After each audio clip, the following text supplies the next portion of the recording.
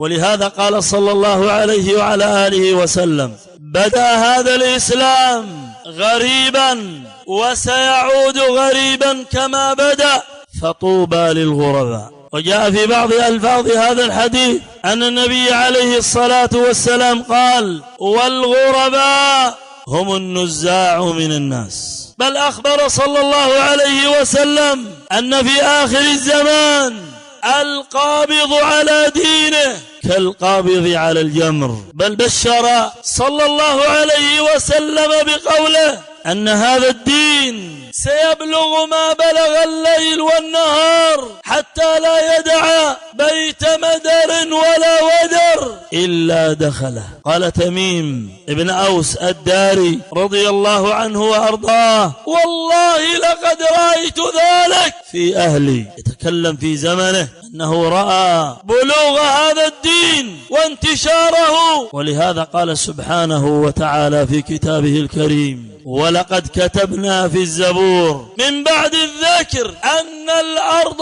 يرثها عبادي الصالحون إن في هذا لبلاغا لقوم عابدين. بل قال سبحانه وتعالى: ولينصرن الله من ينصره إن الله لقوي عزيز. بل قال سبحانه وتعالى: إن تنصروا الله ينصركم ويثبت أقدامكم.